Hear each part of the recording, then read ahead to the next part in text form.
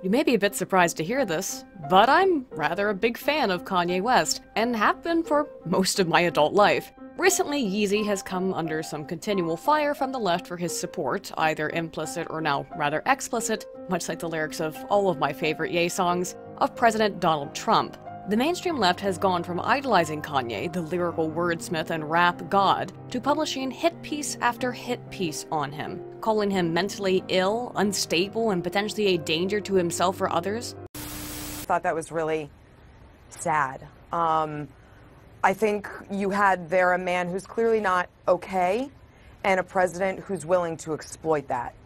And worse, to exploit that under the auspices of race relations and black communities, joblessness, mental health, all the things that ended up in this bucket. Him sitting there being used by the President of the United States, the President of the United States exploiting him, and I don't mean this in a disparaging way, exploiting someone who needs help. And no one should be taking Kanye West seriously. He's clearly has issues. He's already been hospitalized. Kanye needs help. Accusing him of being paid off, potentially by the Russians, because, you know, he clearly needs the money. Some kind of product of an MK Ultra brainwashing experiment to be what else but a white supremacist. This is white supremacy by ventriloquism. A black mouth is moving, but white racist ideals are flowing from Kanye West's mouth. Kanye West is engaging in one of the most nefarious practices yet. A black body and brain are a warehouse for the articulation and expression of anti-black sentiments that have been chin-checked by people with far more rigorous credentials. Good to see another brother around here. You are acting like a bunch of niggers, just so you know. To just straight up calling him an ignorant house Negro. Yeah, that's right. The denouement of his castigation, I think, is encapsulated in the panel of CNN contributors, including Dawn Black does in fact crack when you've got Trump derangement syndrome Lennon, saying Kanye's deceased mother was rolling in her grave, which is, you know, insulting in general to say about someone's mother, but look at how much worse it is when I overlay a clip from Hey Mama over top of it. This was an embarrassment. Kanye's mother is rolling over in her grave. I spoke to one of her friends today, or texted with one of her friends today from Chicago, Donda's friends. I used to live there. I know him. She said Donda would be embarrassed by this. She would be terribly disturbed by this. And Kanye has not been the same since his mother died. Hey, leave the mothers out of this, all right? Additionally, Dawn was chortling as the group used every imaginable black-on-black slur to disparage the once-loved Yeezy. Kanye West is what happens when Negroes don't read. And we have this now, and now Donald Trump is going to use it and pervert it, and he's going to have somebody who can stand with him and take pictures. Just looking at Scott's. Listen, black folks are about to trade Kanye West in the racial draft, okay? They've had it with him, and he's an attention whore like the president. He's all of a sudden now the model spokesperson. He's the token Negro of the Trump administration. Damn!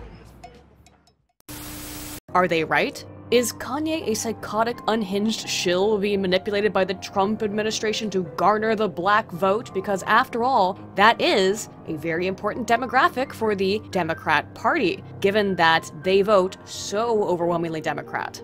To the point where the Democrats have to more or less take the black vote for granted and do everything in their power to ensure that they maintain it.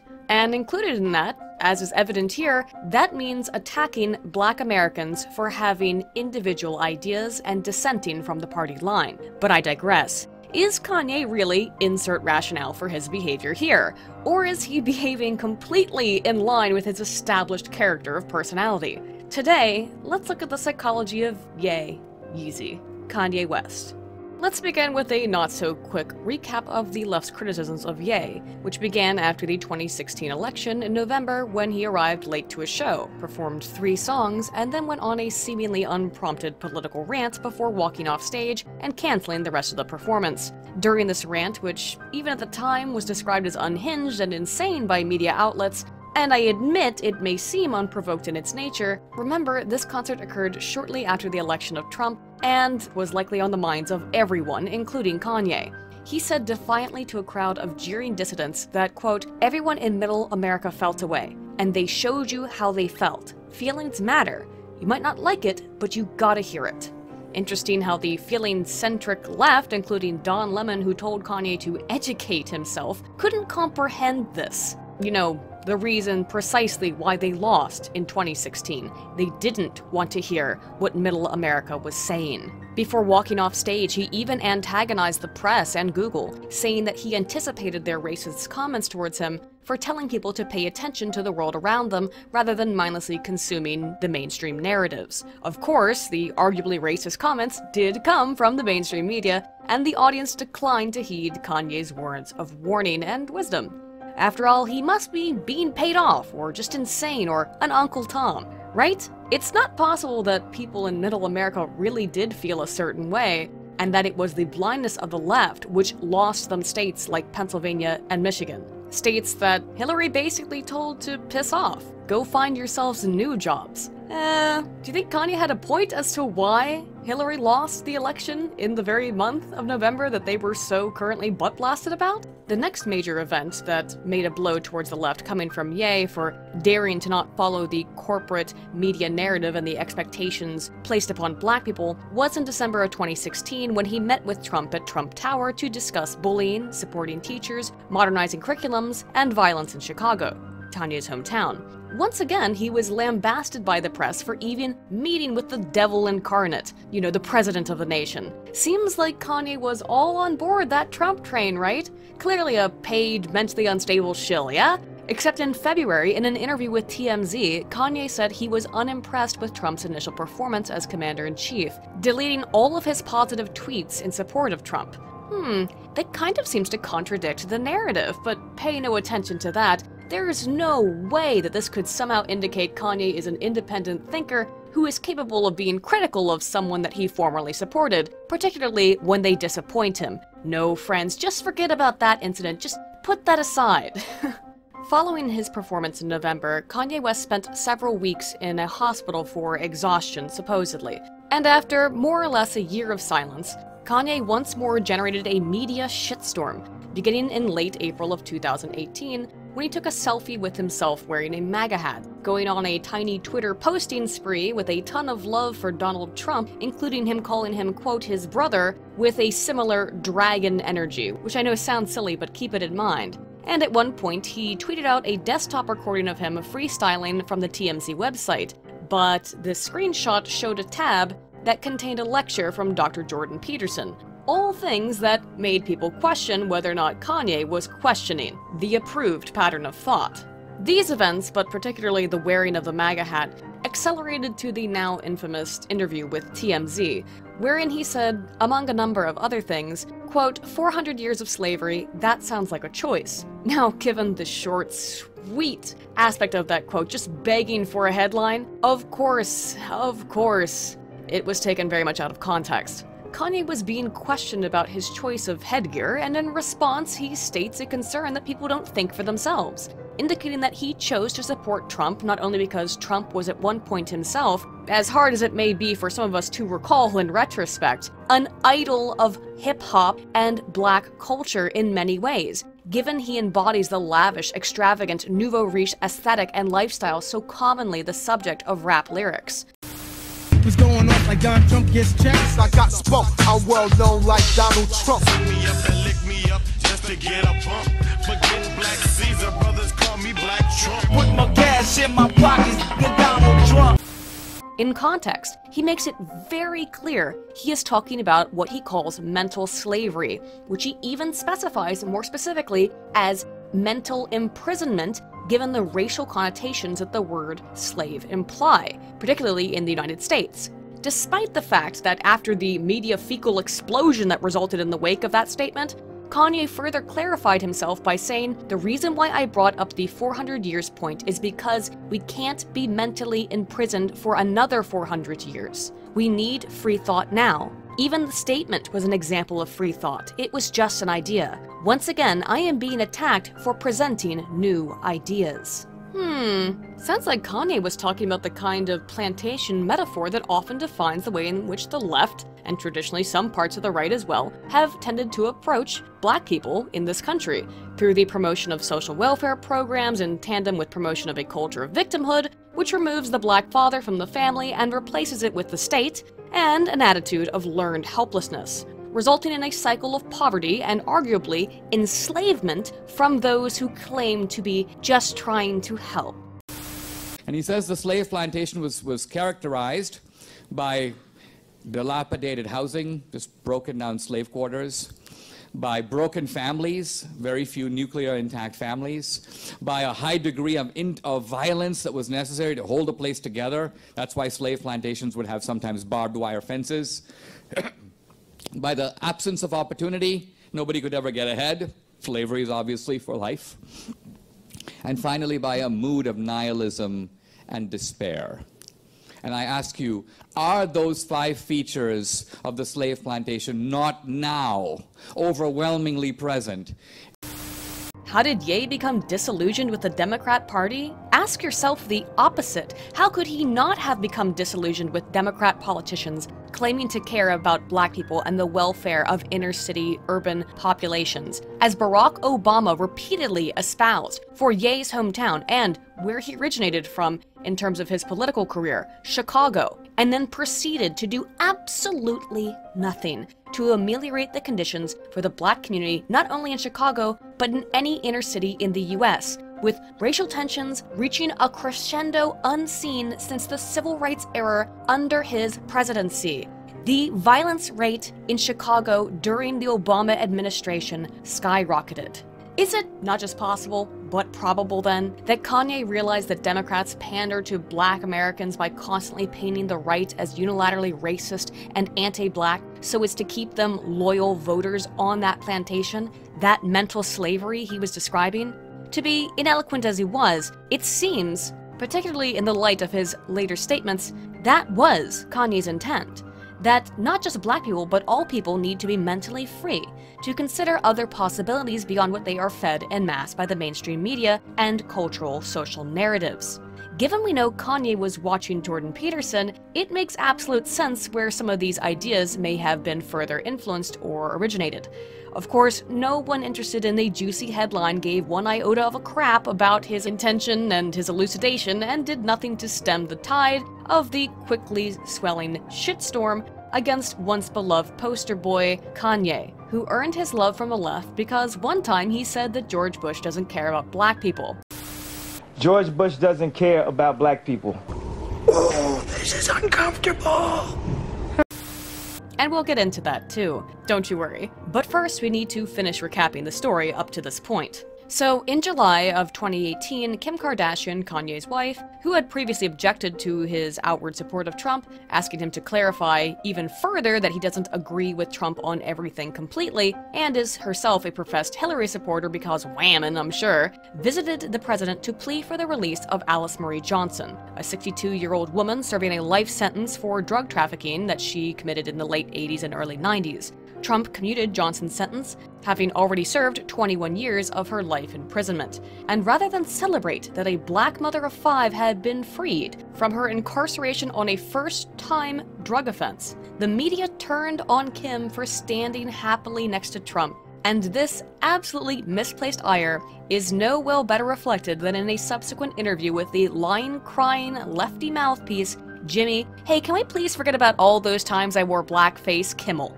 Carmelo read on TV about white people getting deducted by alien, sticking all kind of hell up their butt, and that's a damn thing. Engaging in his usual spiel, and really lads, I know that Don Lemon said he couldn't watch the Kanye interview. Well, I can't watch Jimmy Kimmel, so I had to just listen to it with subtitles, lest I become nauseous. Anyway, Kimmel asked Kim if she tried to also free Melania too, and seemed appalled that Kim not only didn't go along with his joking about a serious topic, but that Kim expressed admiration for the First Lady. Do you have a list now of people that you might ask him to release from prison? I do. I've been working on it. Is Melania on it? That would be nice. I love Melania. I know, that's why we love Melania. She needs to be freed. And if you think that was tasteless, buckle up, Homestuck, it gets worse. Kimmel further asked about what Kim was wearing when she spoke to the president on the phone. Wait, did the president know you were just in like a robe and nothing else? No, I wasn't gonna Because he probably would have released the whole prison if you told him. Ah, there you are. There's the Machismo Man Show, Kimmel. I remember petitioning to repeal 19. Oh man, miss you, buddy. Even after that extremely creepy question, Kimmel continued to badger Kim. Remember, a fan herself of the Hill Dog, encouraging her to shit-talk Trump, who had just accomplished with the stroke of a pen the very thing she had requested for him to do by pardoning a woman the ACLU had also been petitioning for. But Kim refused, saying she had nothing bad to say about the president. Kimmel and the press acted flabbergasted by this response. What's that? The president did something that you wanted and we don't all hate him for it? How dare you? How absolutely dare you, ma'am? This unfortunately brings us to our next bout with Kimmel, where Kanye appeared on the show in August, and Kimmel, of course, immediately began engaging in the same type of grilling he did with Kim on the subject of Trump. Kanye responded most poignantly, asserting, much as I have earlier based on his previous statements, that everyone was trying to tell him how to think. You know, everyone around me tried to pick my candidate for me. And then told me every time I said I like Trump that I couldn't say it out loud or my career would be over. I get kicked out the black community because blacks we're supposed to have a monolithic thought. We can only be Democrats and all. This has been evidenced as accurate, by the way, given that pretty much all of Kanye's friends and associates in the music industry, including his close friend Jay-Z as well as Beyonce, have essentially abandoned him.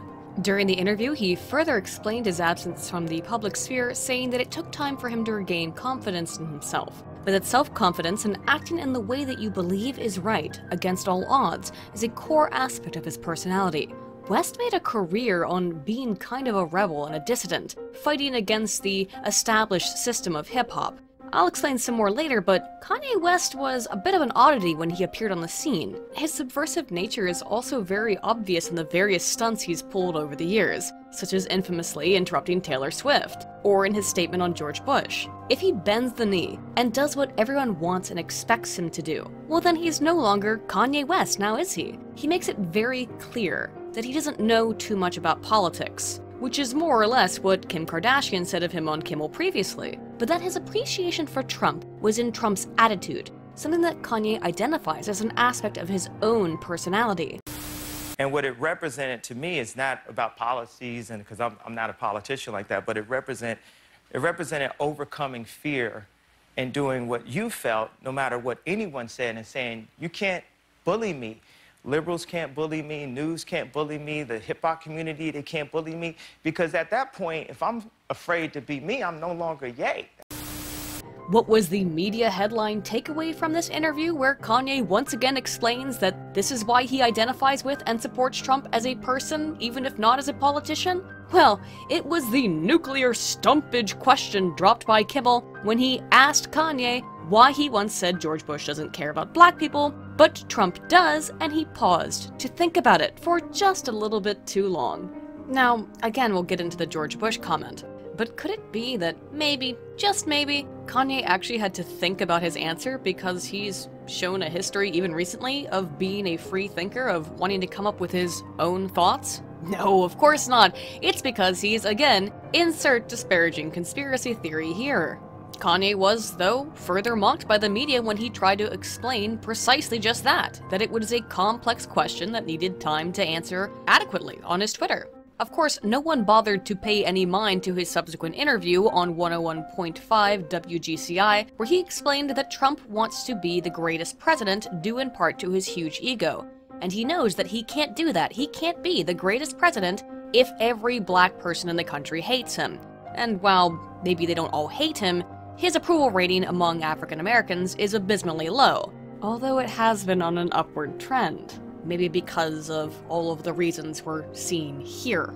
So Kanye contends that he does care about black people and he wants them to like him because he wants all Americans to like him. On the same program, he spoke about how black people who do support Trump are often too afraid to speak out, and that Kanye, his actions were intended to serve as a bulwark such that others could follow in his stead, in being unafraid of thinking outside of the established status quo of black politics and expressing unique or divergent opinions. I got love for everybody. And I think wearing the hat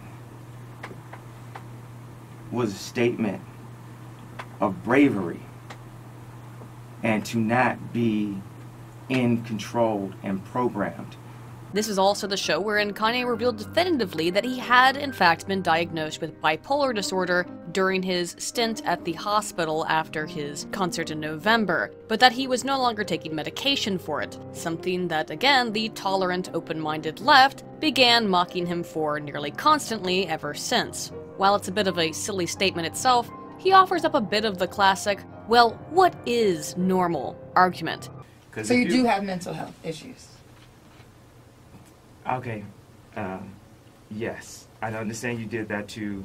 Just to clarify. But let me clarify it more. We all have undiagnosed mental health issues. Well, what is normal? Is there even such thing as normal? Yes, there is. See the way I'm talking to you right now with my dick in my pants? That is normal. But once again, also raises the issue of 400 years of slavery. Isn't it kind of crazy to sell drugs and commit criminal acts in order to afford your own gold chains as you live on the government plantation? I may be injecting a little bit there on what I think Kanye meant by all this, but at this point you should start to see why I think I can fill in the lines for Ye, and you should be beginning to understand why I have reasonable understandings myself of his positions. And if you don't, well, keep listening. The day after the interview on 101.5 WGCI, Kanye appeared on another Chicago radio show, Power 92.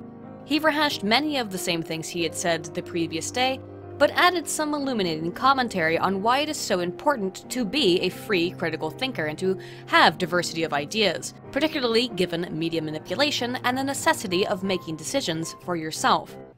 The president, when no one wanted to build a relationship, no one wanted to have a dialogue. You just want to be like, oh, fuck this nigga, fuck this nigga. Fuck. I said, look, I don't agree with all the policies, but y'all ain't gonna make me not talk to them. And if I gotta be a coon because I'm talking to it, then that's just what it's gonna be. But I'm gonna talk to them. I'm not gonna be controlled by tradition because that's how they got us. It's a choice. Monolithic thought. They feel like they put a black person in a red car in the middle of a basketball game that we gonna buy this car. They pandering to us because they think that we easily controlled. He also described the current gestalt as one of cancel culture, wherein everyone becomes too afraid to speak in an Orwellian nightmarescape out of a need to protect their income, their rice bowl, which ultimately creates a culture that is not conducive for free speech and free thought. Hence why he knew he needed to use his position of influence and power to speak up for those who felt unable. You know what that is? It's a modern day electric fence, a modern day form of slavery. You can't say this, you're gonna get canceled. People got things in their mind that they say and feel, or they got things that they did 10 years ago that they hope don't ever come out, and blah, blah, blah, I'm gonna lose my job if this happened, and this whole cancel culture mentality. And every now and then it gotta be somebody just goes up and says, now what?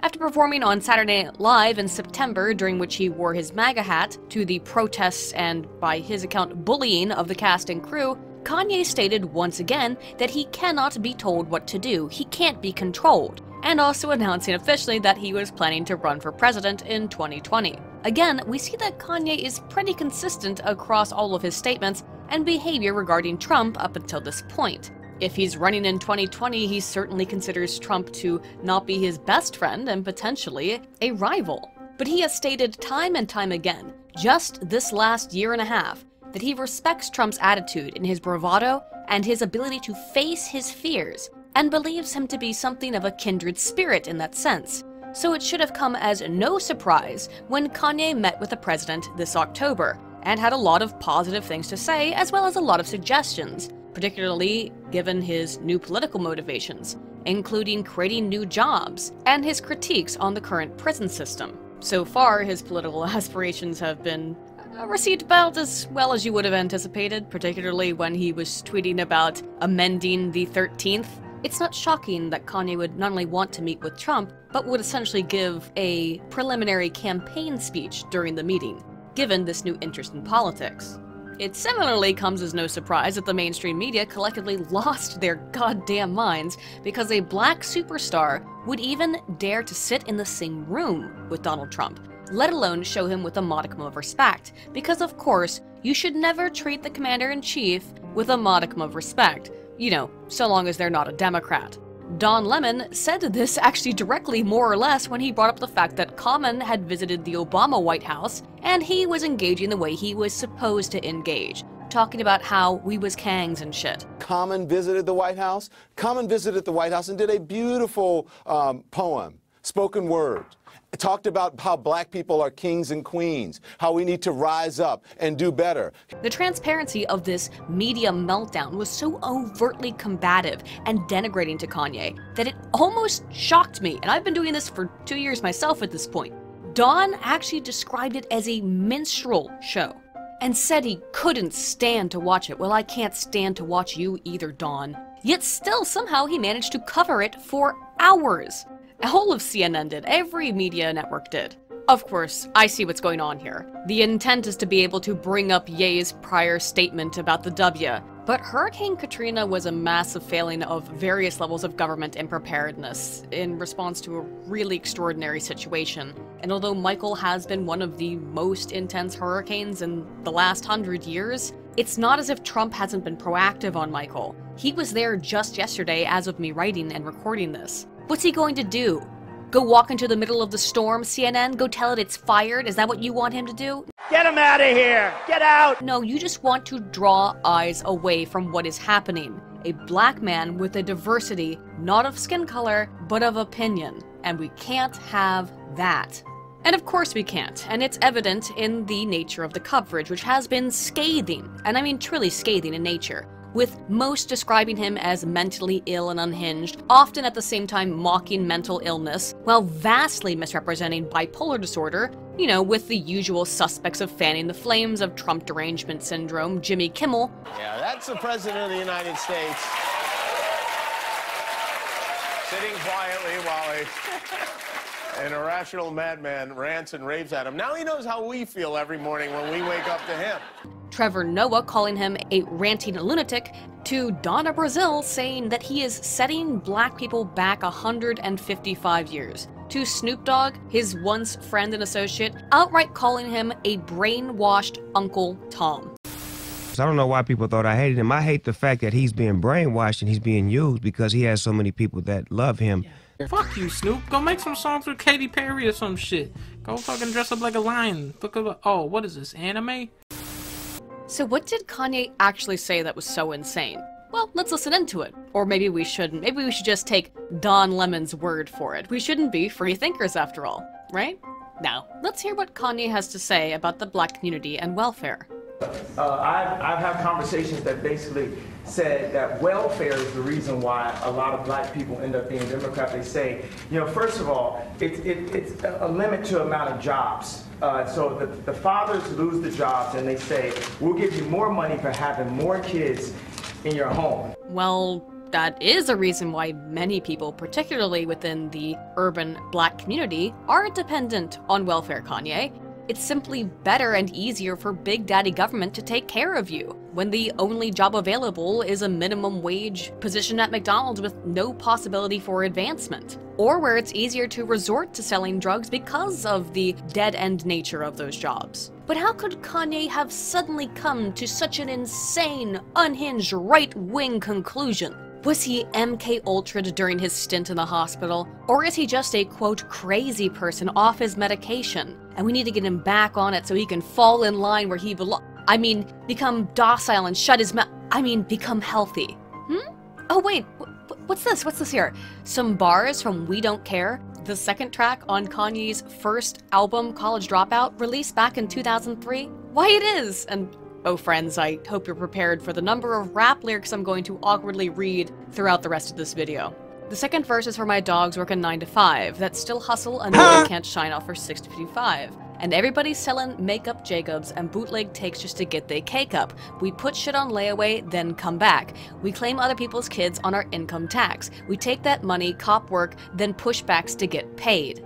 Kanye is talking about exactly what I just described, that a minimum wage job doesn't allow the people to achieve the American dream, so instead they resort to selling drugs. He further also explains that this can apply to the black community's involvement with hip-hop and music as well, as it has for the last half a century at least if you want to go back to Motown artists as well. We find this sentiment and concern in numerous of his works, but laid out explicitly in the song Crack Music from his second album, Late Registration, released in 2004. When our heroes and heroines got hooked on heroin, crack raised the murder rate in DC and Maryland.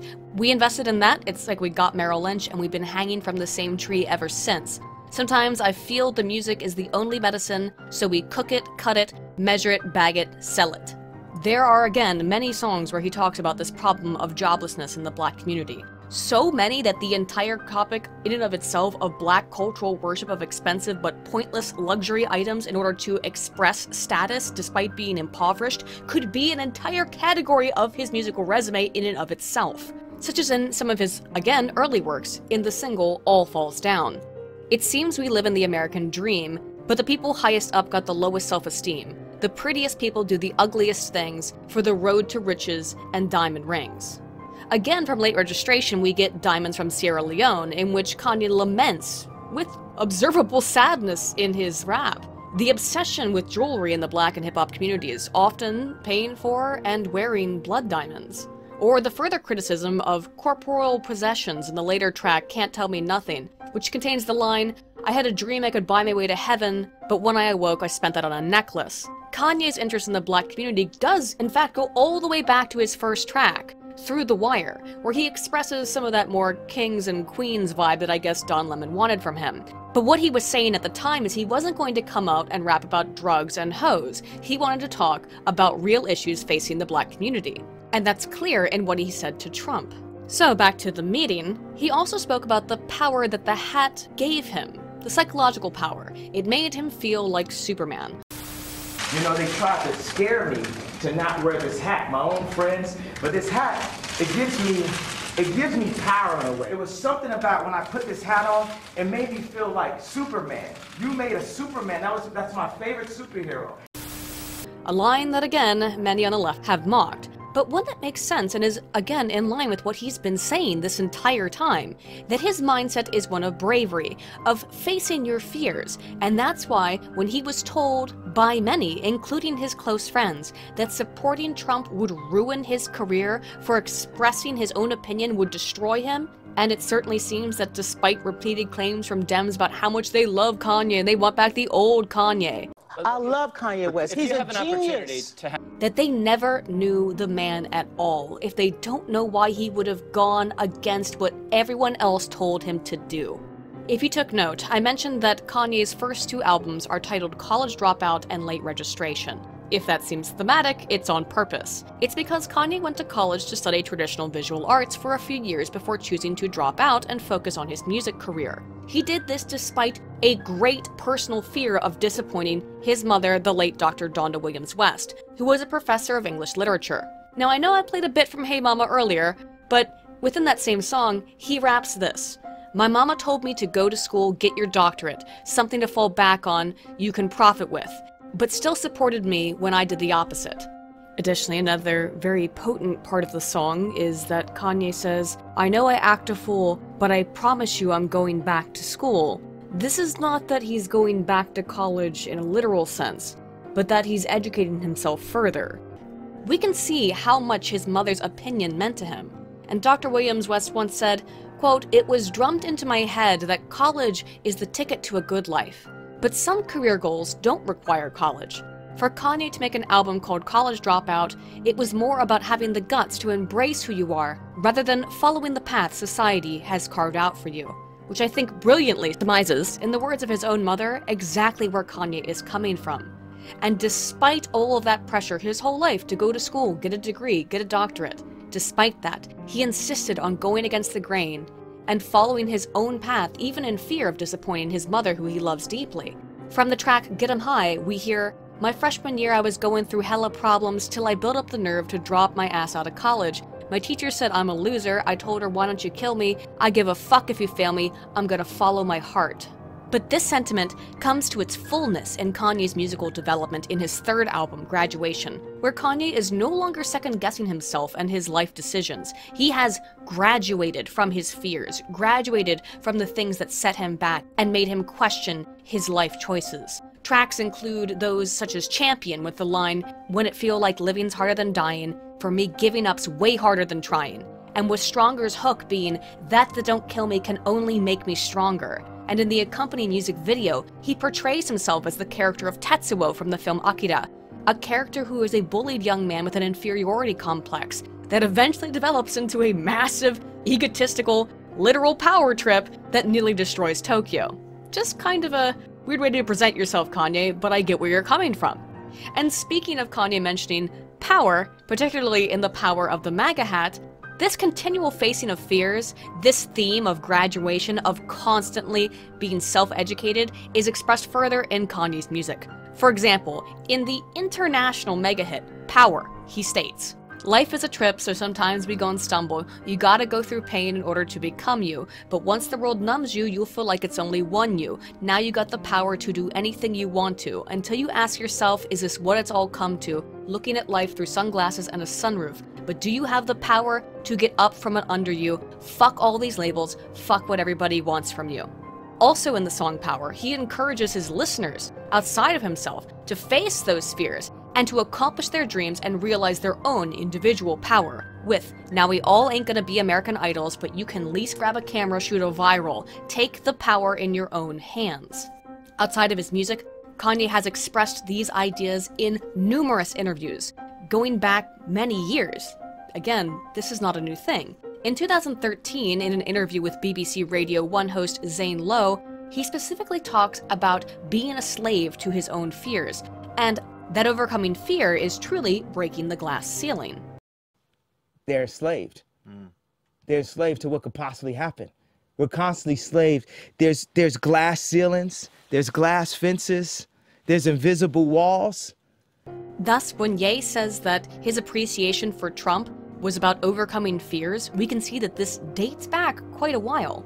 Speaking of which, back to the Trump meeting, Ye mentions how his parents' divorce negatively affected his development as a young man, saying he didn't have a lot of positive male interaction, something that we can see expressed in his song Champion, and very realistically reflected in the current state of the black family, with, at this point, the vast majority of black children born into single-mother households.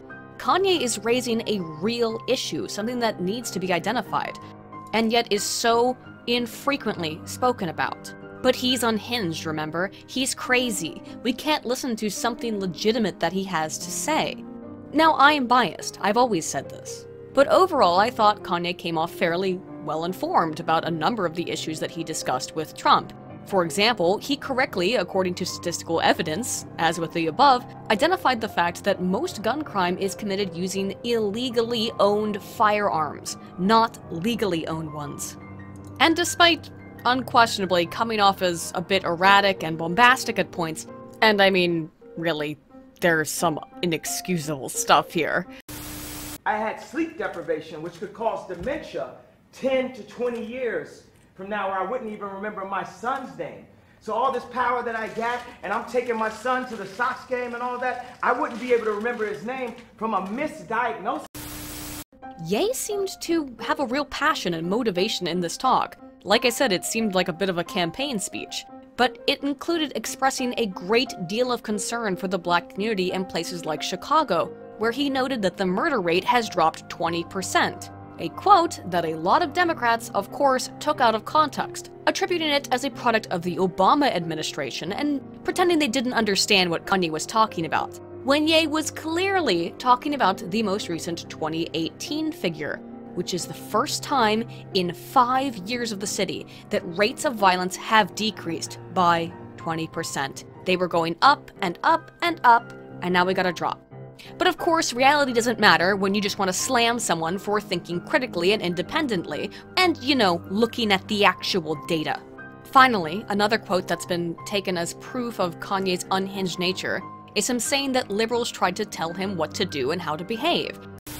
Liberal would try to control a black person through the concept of racism because they know that we are very proud, emotional people. So when I said I like Trump to like someone that's liberal, they'll say, oh, but he's racist. You think racism can control me? Oh, that don't stop me. That's an invisible wall. I took that as a pretty brave statement.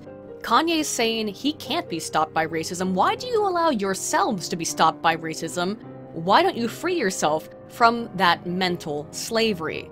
I believe that Kanye is of the mindset that you have to face your fears, and if you're afraid of racism and you allow that fear to control you, then you will never accomplish anything. This goes back to the point that Kanye not only made this year on TMZ about slavery being a choice, at least 400 years of slavery, which is longer than slavery actually went on, meaning he's saying it's still going on, but in this mental format. But also one that has been continually reflected in his music. In All Falls Down, he continues in his criticism of the black community for spending on luxury goods rather than on trying to spend on what is necessary, saying, quote, "We trying to buy our 40 acres, and for that paper, look how low we stoop. Even if you in a Benz, you still a nigga in a coupe." That's a play on words if you didn't get it, between the type of car and a chicken coop, a prison. He further explicates this in his song New Slaves from Yeezy, where he says, "What you want, a Bentley, a fur coat, a diamond chain? All you blacks want the same things. Used to only be niggas, now everybody plain, spending on Alexander Wang, new slaves." Further, we saw this reflected in the 2016 album Life of St. Pablo in the eponymous track. He professes, quote, 400 years later, we still buying our own chains. In his interview with Lowe, he further disparages the way in which gangster culture diminishes blacks, explaining why he chooses to call himself a god, rather than a nigga, or a pimp, or a gangsta. This is what we do. And we got this other thing that's also been working for a long time where you don't have to be racist anymore. It's called self-hate. It works on itself. It's like real estate of racism. Where just like that, when someone comes up and says something like, I am a god, everybody says, who does he think he is? I just told you who I thought I was, a god. I just told you. That's who I think I am. Would it have been better if I had a song that said, I am a nigga? Or if I had a song that said, I'm a gangster? Or if I had a song that said, I am a pimp? To me, it seems obvious that Kanye is saying, from so much evidence I provided here, that black people are enslaving themselves out of their fear of the white man, out of their fear of racism, things that aren't really holding them back, that they are allowing to hold them back. If racism can't stop him, why should you let it stop you? Real or imagined racism. And with his profession of the importance of self-reliance and bravery in the face of obstacles, it makes sense why he would rebel against this notion that racism should be used as an excuse for one's lack of action, for giving up, for learned helplessness. He is disconcerted that black people feel afraid to think for themselves, and with good reason, as has been made clear by the media circus surrounding this meeting. 88% of black people in the United States voted for Clinton during the 2016 election, despite significantly lower turnouts and decreased numbers than they turned out for Obama. And the Democrats know that they need to maintain their stranglehold on the black voter to maintain their power, particularly in large cities with significant black populations. They need the black vote, and they can almost count it as second nature. Oh, of course we have the black vote, but they need to maintain it by continually engaging in stuff like this, making sure that black people don't think for themselves, they don't question the narrative, they don't get off the plantation. And as such, they will resort to any manner of lying, denigrating, and slandering their opponents as racists. But that becomes a bit more difficult when your enemy this time is a black man beloved by millions, an icon in black culture. That is why this event is so dangerous for the left, because it might cause other black people to do as Kanye has long encouraged. And not just black people, all people. Learn for yourself. forge your own path, despite all the fears and potentialities for failure, despite all of the odds. You have to take the chance. I spoke about Kanye's decision to leave college to pursue a career in hip-hop for a number of reasons. First of all, to illustrate that Kanye is in no way illiterate. I mean, his mother did have a PhD, and in some interviews, you can hear him apologizing for not being as erudite as he would like to be. But considering he's now being called a Negro who doesn't read by CNN, as well as by other celebrities like Chris Evans, it's important to point out he's not illiterate. But I also bring up his history in college because it also relates to his history in music, emphasizing the importance of being an autodidact, of educating the self. He first hints at this in All Falls Down. She has no idea what she's doing in college, that major that she majored in don't make no money, but she won't drop out, her parents will look at her funny. Now tell me that ain't insecure. The concept of school seems so secure. Sophomore 3 years ain't picked a career, she like fuck it, I'll just stay down here and do hair. Further, in Good Morning, the first track on graduation, he fully explicates his position on the university system as one which molds students into an acceptable cookie-cutter shape, by instructing them in how to think, believe, and behave, therefore limiting their capacity for independent learning and development as individual people, in exchange for an often worthless degree and very little practical world knowledge. Look at the valedictorian, scared of the future, while I hop in the DeLorean. Scared to face the world, complacent career student. Some people graduate, but we still stupid. They tell you read this, eat this, don't look around, just peep this, preach us, teach us, Jesus, okay look up now, they done stole your streetness. After all of that, you receive this. This implying the diploma. Going back to that interview with Zane Lowe, Kanye speaks about being an autodidact very directly, saying that he gains experience by doing and has a unique ability and capacity to learn for himself, but also develop as a human being as he gains further knowledge and understanding of what he wants. This being again a unique ability for self-discovery that he is given and provided due to his wealth and position, that he has a unique ability to access. Give us what we need to proceed. Not what we necessarily want, because we can't be trusted to a certain extent, you know. Yeah, because we don't have the education to know what to want. Yeah. We don't know what to want. This is what I was telling that writer in W. I'm learning what I want. This is the reason why I'm working at 5 architects at a time. But that time that I'm spending in a bad apartment, I can't get that back. And that education that I can get from working on it, it's priceless. However, as we can hear through his music, it's not something that he alone wants. It's something he wants for all people to engage in, to teach themselves, to learn what they really want, what they really think. To provide full context, Kanye has also repeatedly made references to topics that we may find conspiratorial, either on the right or the left. However, this indicates to me only further his long history of not believing any and all generic mainstream narrative when it comes to politics and society. For example, in the song Crack Music, he suggests that crack cocaine was introduced into black communities by the American government as a way to incarcerate black people, particularly the Black Panthers, of which his father was a former member, and asks, quote, "Who gave Saddam anthrax? George Bush got the answers." In an interview on the popular radio program The Breakfast Club back in 2013, he also brought up the concept of mental slavery, stating that mega corporations control the flow of information and ultimately stifle our freedoms as a result, making people functionally slaves. He further posits that the same companies that fund rap music and artists, particularly gangster rap, which glorifies guns, gold, and girls, are also involved in lobbying for privatized prisons. So I took it from actually mental slavery to actual slavery, that they want to enslave us, that they borderline. It's companies that have the same company that will allow it to be a song that promotes guns, would be connected with the exact same corporation that promotes privately owned prisons. It's actually the same company. It's actually slavery today. This is further explicated in his song, again, New Slaves from Yeezy, where he says, like the New World Order, meanwhile the DEA teamed up with the CCA. They trying to lock niggas up. They trying to make new slaves. See, that's the privately owned prisons. Get your piece today.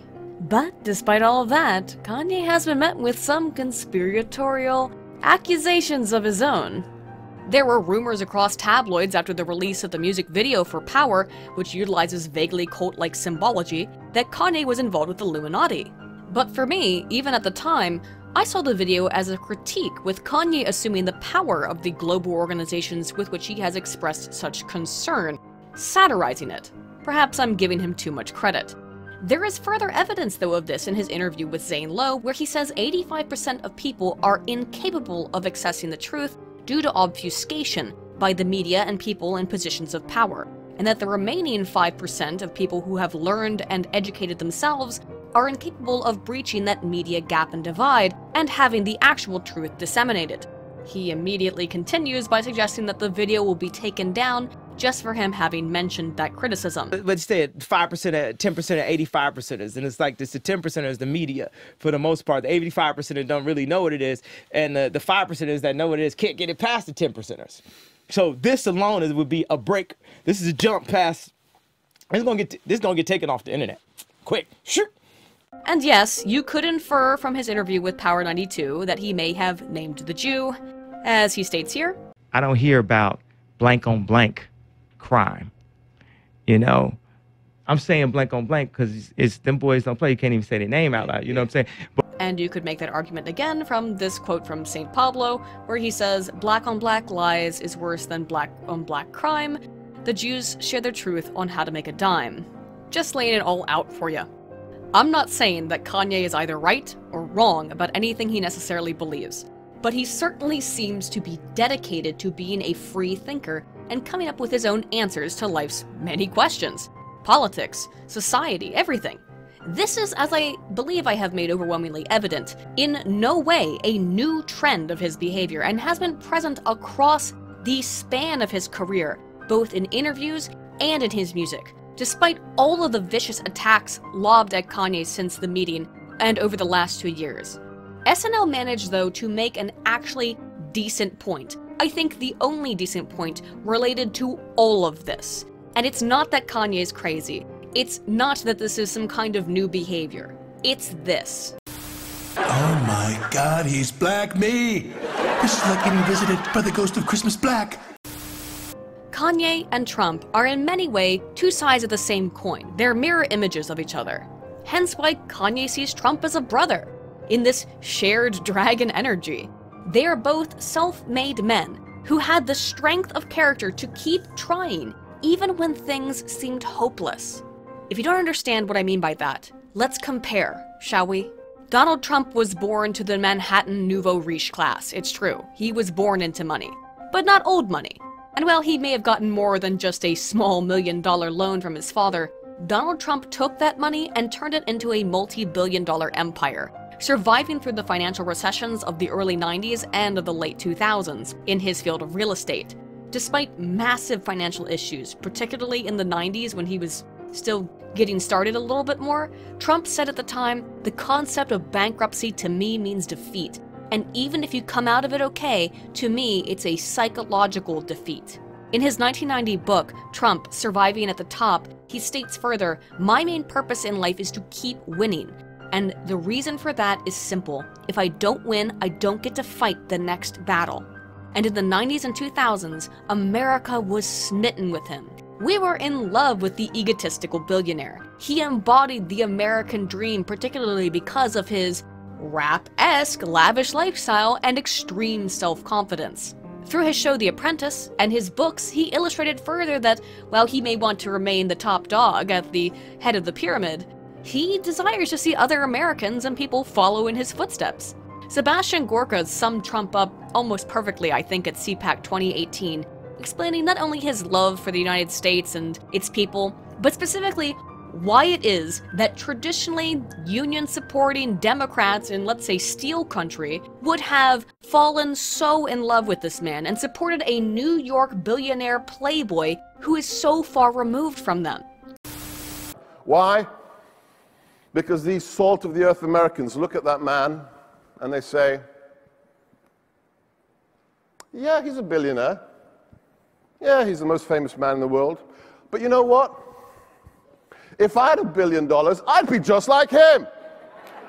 I'd be eating Big Macs on Air Force One like he does. You maybe can actually hear me wooing in the background somewhere there. But that's it. We want to be Trump. We all want to be him on some level, right? A man who will take any risk to achieve his goals, who always fights for what he wants and will stare down any opponent to achieve his goals. With his force of will alone. Love him or hate him, that's his personality. He's a fighter. Then we look back to Ye. Kanye West was born in Atlanta, Georgia, but moved to Chicago at 3 after his parents divorced. He grew up in a middle-class environment. His mother was a professor and received a good education his whole life. But he rarely got to see and interact with his father, and he did grow up in Chicago, a very troubled city, particularly for the black community there. But unlike most rappers who preceded him, whose lyrics primarily concerned life in the projects, drug dealing, violence, and women, Kanye came from a bit of a different background. And despite being heavily encouraged to go to college and work a traditional job, he risked not only his future, but even more importantly for him, disappointing his mother by choosing to take his own route based on his passion and drive for music. He came to this decision after being involved in a near-fatal car crash, which required his jaw to be wired, hence the song title, Through the Wire, his first track. He had been working in hip-hop for a while, but it wasn't until afterwards that he decided he wanted to make hip-hop his career, viewing the accident in some ways as a turning point for his life, despite being involved in countless controversies over the years, including calling out Taylor Swift, who now says she supports Democrats. I know she's supposed to be our girl, but, well, Trump says he likes Taylor 25% less, so oh well. Kanye has become a pop culture icon, completely changing the rap industry in some ways, and paving the way for other, more spoken word-oriented hip-hop artists like Kendrick Lamar, Kid Cudi, and Donald Glover to achieve similar widespread celebration within the industry.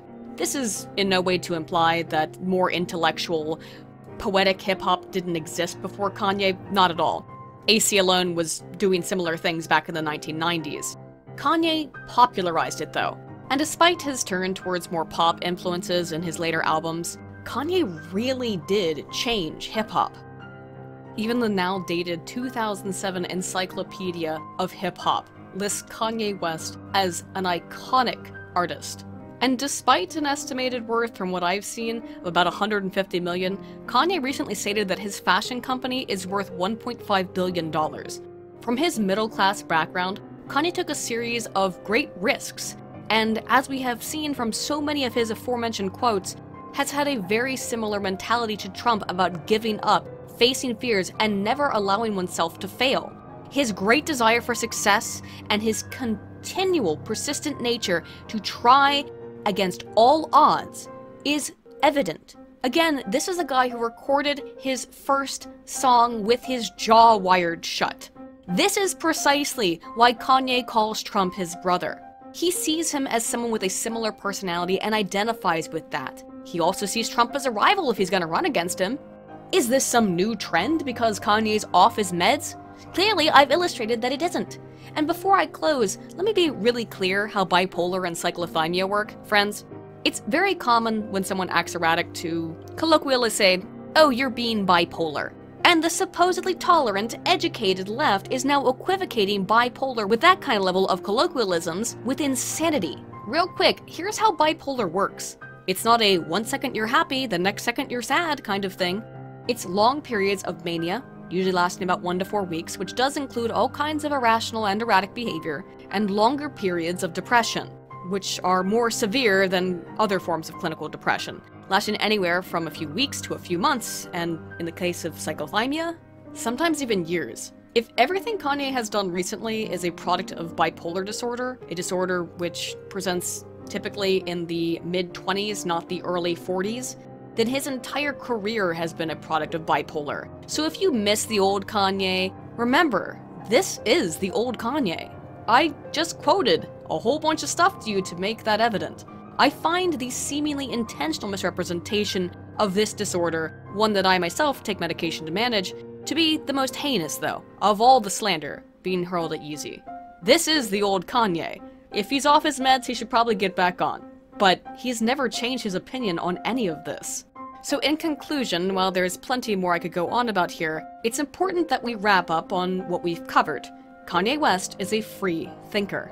That doesn't mean he's right about everything, doesn't mean he's right about anything. It's just that he prefers to educate himself and defers to personal discovery rather than conventional instruction. He is an autodidact who has always questioned authority and chosen the less stable paths in life according to his own personal ambitions. In this, he finds commonality with someone like Donald Trump, who shares many of the same personality traits, both being highly driven individuals. Dragon energy. Is Kanye West crazy, brainwashed, paid off, etc.? If he is, well, it's been going on for the entirety of his career. Is he eccentric? Sure, I think you could use that word. But his pattern of behavior has been nothing but consistent over the last decade and a half of his work, and the left's outrage in response to that controversy can really mean only two things, therefore. One, none of them ever listened to any of his music and lyrics in the first place, in which case you didn't really love and you don't really miss the old Kanye. Or two, that this is about controlling the Black Democrat plantation, and ensuring Black voters never think for themselves, never even consider it. Which is exactly what Kanye's been saying. He's been saying that they were castigating him, bullying him, telling him he would lose his position if he did this. And so now, because he is a man who fights against all odds, because he has this dedication to bravery, he knows he has to be the one to stand up. He has to be the one to say it first. Kanye is a problem for the left and for Democrats because he cannot be controlled and corralled so easily. He is, by his own words, a glitch in the system. You telling me they don't look at me like the motherfucking glitch? You telling me people don't look at Kanye West like the glitch right now? I'm not pulling a whole Democrats are the real racist card here or anything. I think anybody can be racist, obviously. But why else would they be so infuriated with Kanye for merely encouraging Black people to more critically analyze their voting habits and their politics? That's all he's saying. He's saying just think for yourself. Don't allow yourself to be a mental slave. Again, regardless of whether or not you agree with Kanye, much like whether or not you like Trump, he has continued to be right about a lot of his predictions and observations about society. So perhaps then it is important that we listen to what he has to say, particularly when it has such great potential to free people from the very mental slavery that he, very accurately given this backlash, perceives as pervasive in the Black community. If you've enjoyed this video, please be sure to like and subscribe. I'm Aiden Paladin, Altana Volt.